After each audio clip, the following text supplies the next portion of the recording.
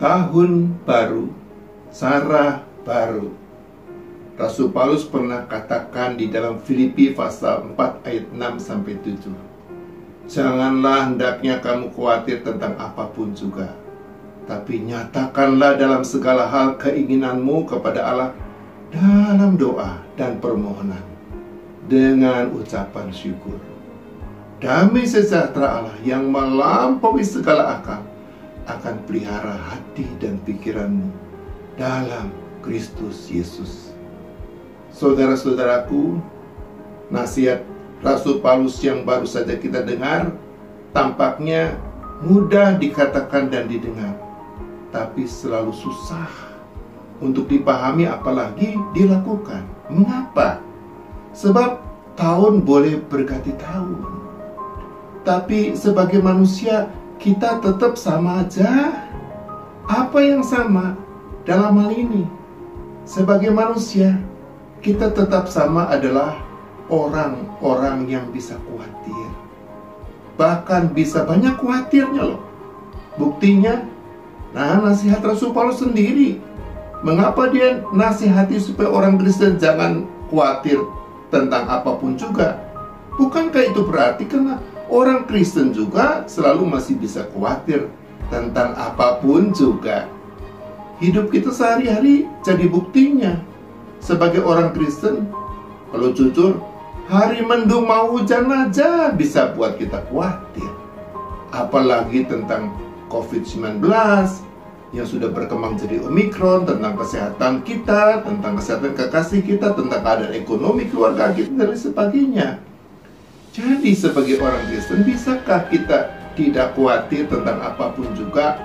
Kalau bisa, gimana caranya? Tampaknya ini caranya. Cara pertama, kita harus bisa sadari dan terima bahwa segala sesuatu dalam hidup kita itu adalah milik Allah. Tidak pernah menjadi milik kita. Contoh sempurnanya adalah Yesus. Sekalipun dikatakan dalam Alkitab, Ia dalam rupa dan setara dengan Allah. Yesus sadari, Yesus terima segala sesuatu adalah milik Allah, bukan milik dirinya sendiri. Karena itu, Yesus bisa rela kosongkan dirinya. Dia bisa kehilangan segala yang ada padanya, supaya ia bisa taati kehendak Allah, supaya ia bisa jadi sama dengan kita manusia. Sebagai manusia sekalipun, Yesus tetap anggap hidupnya sendiri bukan miliknya, tetapi milik Allah. Itu sebabnya di kayu salib, Yesus bisa rela serahkan kembali hidupnya kepada Allah sebagai korban penghapus dosa manusia. Apa yang Yesus lakukan bisa ingatkan kita kepada seorang beriman bernama Ayub. Ketika Ayub kehilangan segala sesuatu, termasuk semua anaknya dan kesehatannya, ia masih bisa tetap beriman karena sadari, karena terima semuanya itu milik Allah. Semuanya nggak pernah jadi milik dirinya sendiri.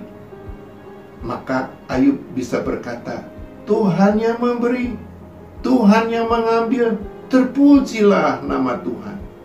Memang kenyataannya, semakin kita merasa memiliki kekasih kita, harta kita, kesehatan kita, bahkan hidup kita sendiri, semakin rawan loh kita untuk bisa merasa khawatir akan kehilangan semuanya. Sebaliknya, bila kita sadari, kita terima segala sesuatu dalam hidup kita milik Allah, maka kita bisa tidak khawatir, paling tidak terlalu khawatir bila kita kehilangan semuanya. Bila kehilangan satu persatu segala sesuatu benar terjadi dalam hidup kita, kita masih bisa berkata seperti Ayub berkata, Tuhan yang memberi, Tuhan yang mengambil, terpujilah nama Tuhan. Karena tidak khawatir, paling tidak terlalu khawatir, dan kita masih bisa memuji Tuhan dalam segala sesuatu, kita pun jadi masih mungkin bersukacita dan jadi sukacita bagi orang lain. Cara kedua, kita harus bisa lihat dan temukan segala kebaikan Allah dalam segala sesuatu. orang Kristen tuh masih suka bingung.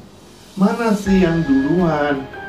Bersukacita duluan, baru bersyukur, atau bersyukur duluan, baru kemudian bersukacita?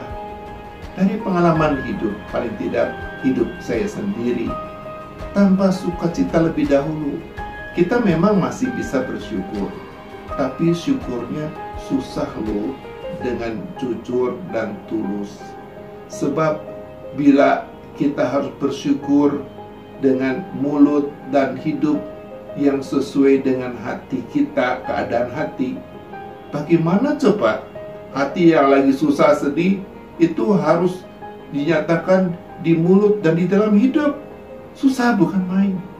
Kecuali hati seseorang bisa bersukacita lebih dulu, barulah, gak usah diminta, gak usah disuruh, apalagi dipaksa. Ia bisa dengan spontan aja bersyukur dengan mulutnya dan dengan hidupnya.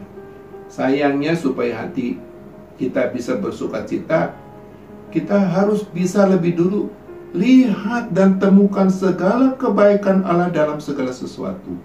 Ya, seperti nasihat Rasul Paulus, bila kita imani bahwa Allah bekerja dalam segala sesuatu untuk kebaikan kita, maka carilah, temukanlah segala kebaikan Allah itu dalam segala sesuatu, entah dalam segala sesuatu yang baik atau yang buruk.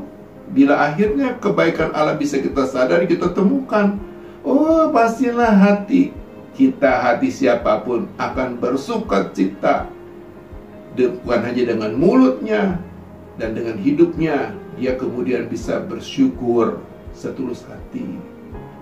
Pernah ada seorang Kristen beriman yang disebut oleh teman-temannya sebagai tukang bersyukur. Mengapa?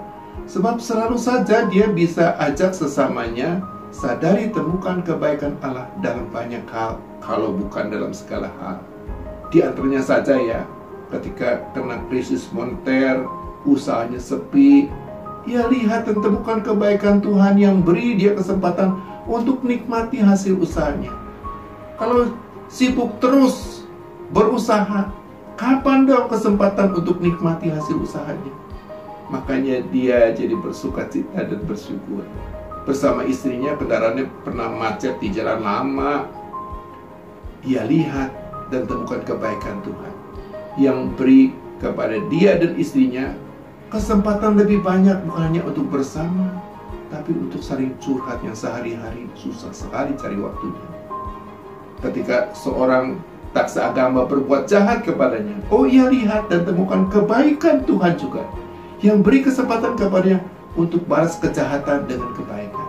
Sampai orang yang berbuat jahat itu kewalahan, berhenti berbuat jahat, mulai berbuat baik, malah selanjutnya dia anggap orang Kristen ini seperti saudara. Bila kita ingin hidup bersukacita dan bersyukur di sepanjang tahun 2022 ini, berdoalah, bukan hanya untuk serahkan segala kekhawatiran kita, tapi juga untuk mohon kemampuan dari Tuhan, supaya kita bisa sadari dan terima bahwa segala sesuatu itu milik Allah yang Ia percayakan kepada kita hanya untuk sementara waktu. Supaya kita juga bisa lihat dan temukan segala kebaikan Tuhan dalam segala sesuatu. Nanti lihatlah, kata Rasul Paulus, hati kita bukan hanya bisa dipenuhi dengan sukacita dan syukur, tapi hati kita juga bisa dipenuhi dengan damai sejahtera yang daripadanya. Selamat masuki dan jalani tahun baru dengan cara baru. Amin.